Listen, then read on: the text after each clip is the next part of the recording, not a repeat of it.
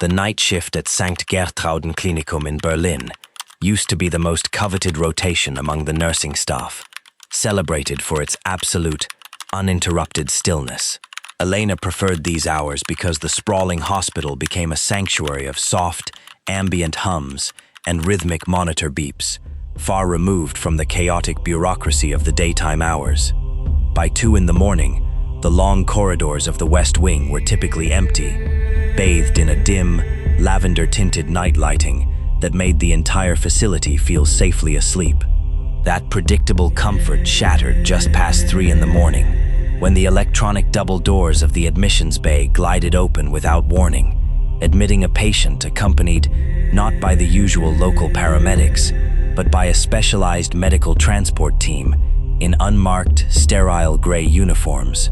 Among them was Dr. Victor Vance, a highly prominent regional hematologist, whose presence at this hour was entirely unprecedented, his expression tightly controlled yet betrayed by a slight tremor in his hands. He directed the team straight toward isolation room 304, bypassing the standard intake protocols completely, while instructing Elena to prepare a specialized, pressurized delivery system containing a dense, clear compound that had no label or identification code. Elena watched with a growing sense of unease as Dr. Vance administered the injection directly into the central line, and the reaction from the patient was immediate and profoundly unnatural. There was no thrashing or violent outburst. Instead, the man's posture became impossibly rigid, his spine aligning with a metallic, geometric perfection against the mattress as his breathing stopped entirely, replaced by a low, sub-audible hum that caused the glass medicine vials on the counter to vibrate in their trays. When the patient opened his eyes, the pupils had expanded so completely that no white remained, presenting 2 matte, light-absorbing spheres that seemed to draw the ambient glow of the room into themselves. Dr. Vance stepped back, his voice dropping to a sharp, urgent whisper as he commanded Elena to lock the ward down from the central console, claiming the patient's neurological state was highly volatile and mimicking an ancient, predatory sleep pattern. Within an hour, the subtle alteration in the hospital's atmosphere began to spread through the ventilation system like a drop of ink in clear water, manifesting not as chaos, but as an unnatural, coordinated compliance among the other patients. Elena first noticed the shift on the central telemetry monitor when the heart rates of 3 separate patients in rooms 410, 411, and 412 simultaneously stabilized at exactly 44 beats per minute, perfectly synchronized, down to the millisecond. When she went to investigate room 412, she found the elderly occupants standing beside their beds in perfect upright alignment, staring blankly at the dark window panes while executing identical, rhythmic breathing cycles that sounded like a collective whisper.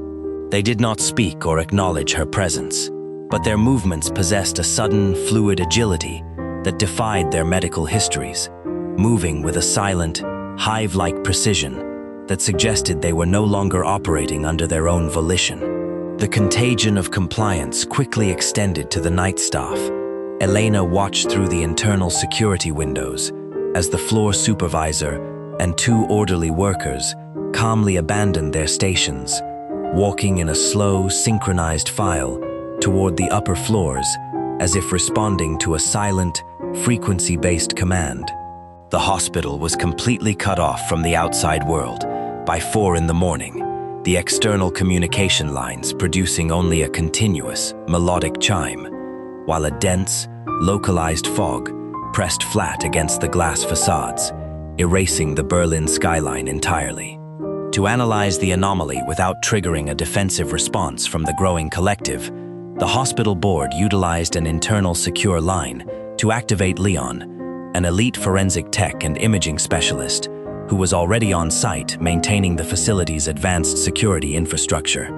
Leon bypassed the compromised central network and deployed a standalone, high-definition thermal imaging array to scan the isolated operating theaters on the 5th floor, where the converted staff and patients had gathered.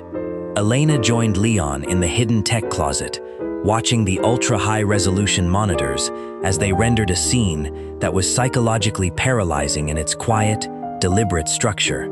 On the screen, the thermal signatures showed that the physical temperature of the individuals inside the theater had dropped to the exact ambient temperature of the room, registering as deep, chilling blues and purples, completely devoid of living metabolic heat.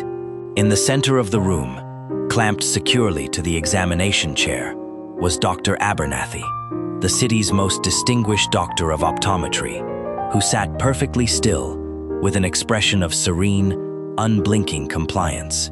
The original patient from room 304 stood directly before him, gently placing his fingertips against Abernathy's temples, causing a localized wave of absolute thermal darkness to cascade down the doctor's face as his optic nerves were systematically rewritten to perceive the altered reality. The entire group of converted individuals then turned in absolute unison to face Leon's hidden camera lens, raising their right hands in a slow, identical gesture of greeting, proving they could see the invisible infrared beam of the tech's equipment.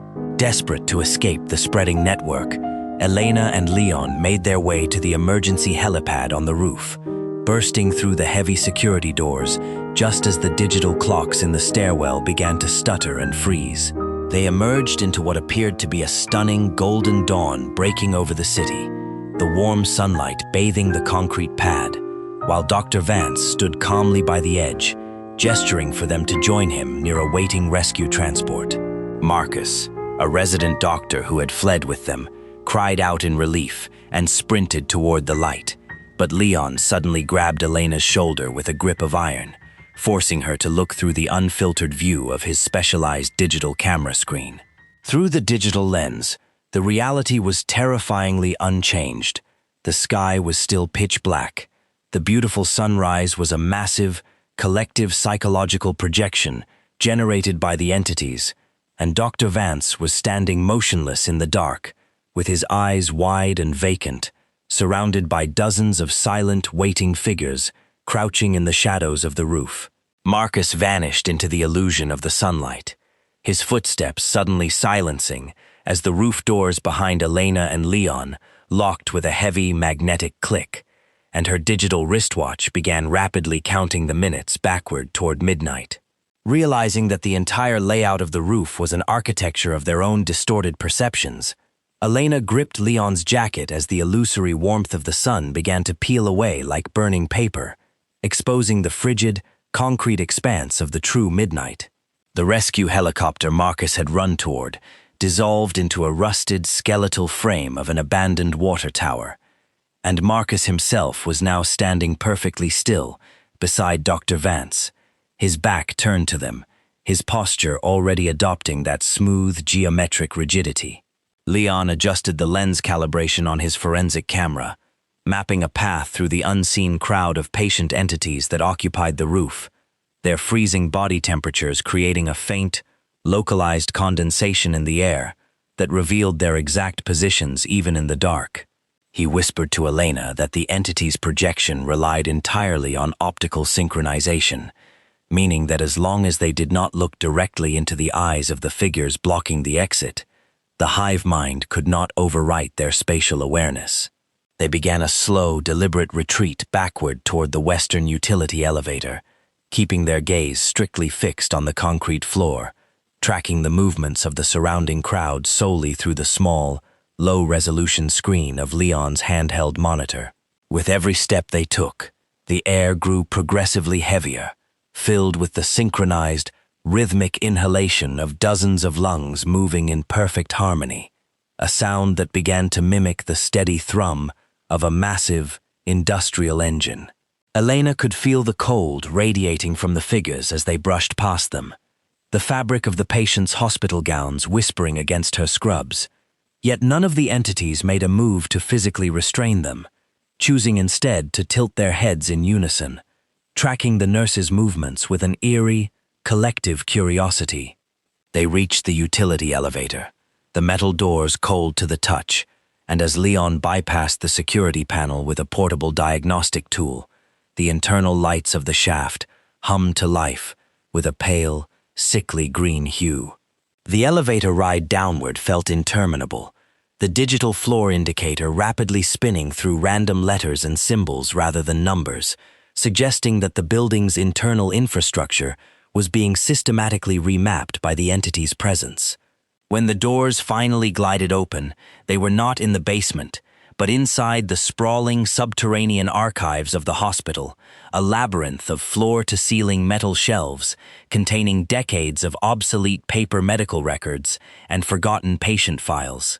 The air here was perfectly stagnant, smelling of old parchment and ozone, and the only sound was the distant, rhythmic dripping of water from an unmapped pipe deep within the darkness of the aisles.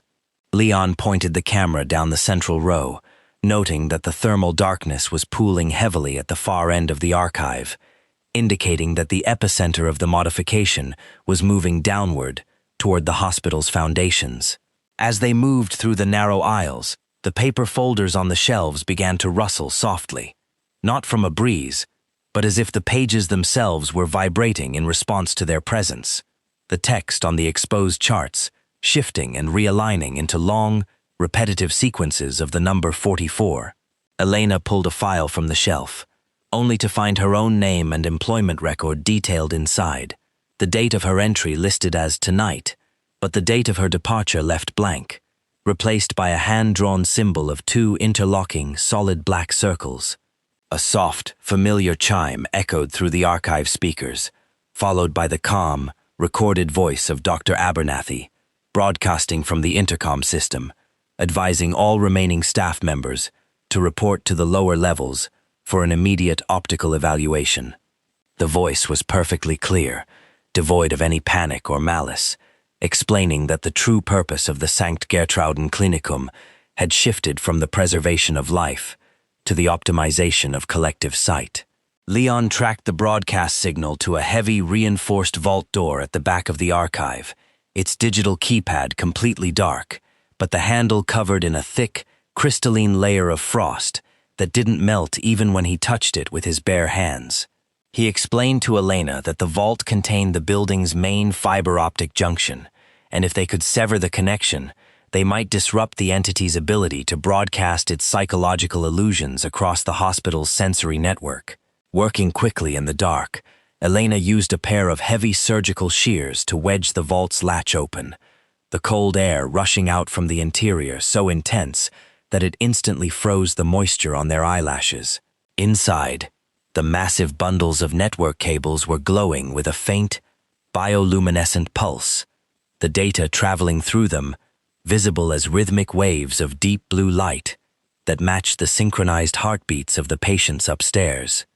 As Leon prepared to disable the primary terminal, the lights in the vault flickered and stabilized into a deep, unblinking crimson, and the heavy metal door behind them began to swing shut with a slow, deliberate momentum.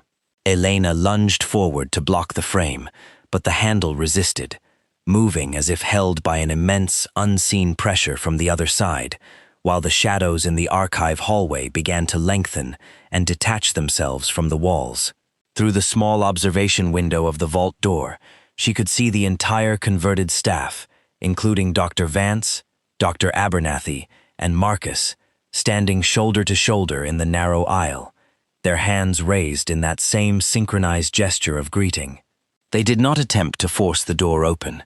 They simply stood and watched, their collective gaze focused directly on Elena's eyes through the glass, their pupils expanding until the dark circles consumed their entire vision. The bioluminescent pulse in the network cables began to accelerate, the crimson light in the room deepening until it became impossible to distinguish between the shadows and the walls, erasing all sense of distance and depth within the small vault. Leon's forensic monitor began to display a live feed of the room they were currently standing in. But on the screen, the vault was entirely empty, showing only two distinct cold blue thermal signatures hovering in the center of the dark space, with no physical bodies attached to them. Elena looked down at her hands, but in the deepening crimson glow, she could no longer see the outline of her own fingers. The boundary between her physical form and the surrounding environment beginning to blur into a soft, weightless compliance.